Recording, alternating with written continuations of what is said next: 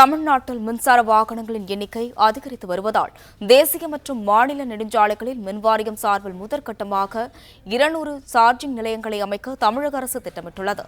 இதுகுறித்து கூடுதல் விவரங்களை வழங்குவதற்காக செய்தியாளர் ஜெபர்சன் இணைப்பில் உள்ளார். வணக்கம் ஜெபர்சன், இதுகுறித்த விவரங்களை பகிரலாம்.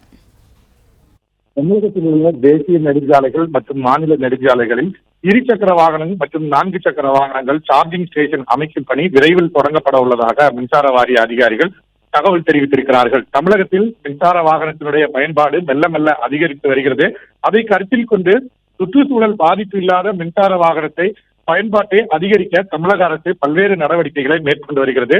அதில் ஒரு கட்டமாக தமிழக மின்சார வாரியம் சார்பில் தேசிய நெடுஞ்சாலைகள் மற்றும் மாநில நெடுஞ்சாலைகளில் 2 சக்கர வாகனம் மற்றும் 4 சக்கர வாகனங்கள் சார்ஜிங் பாயிண்ட் அமைக்க சாத்தியக்கூறு ஆராயப்பட்டு அறிக்கையானது தாக்கல் செய்யப்பட்டிருக்கிறது. அதன்படி முதல் கட்டமாக சென்னை, கோவை மற்றும் சென்னை, கன்னியாகுமரி தேசிய நெடுஞ்சாலைகளில் சென்னை, மதுரை, கோவை, திருச்சி, சேலம் உள்ளிட்ட மாவட்டங்களில் முதல் கட்டமாக சார்ஜிங் ஸ்டேஷன்களை அமைக்க நடவடிக்கை மேற்கொண்டு வருவதாக அதிகாரிகள் தெரிவித்திருக்கிறார்கள்.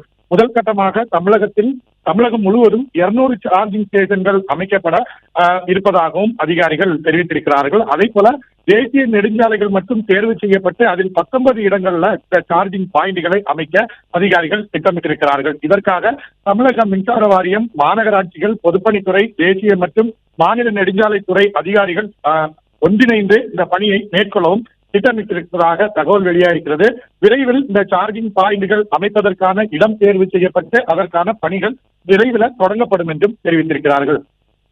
பிளே ஸ்டோர் மற்றும் ஆப் ஸ்டோரில் இருந்து பாலிமர் செயலியை QR கோடு மூலம் பதிவிறக்கம் செய்யுங்கள். செய்திகளை உடனுக்குடன் பெறுங்கள்.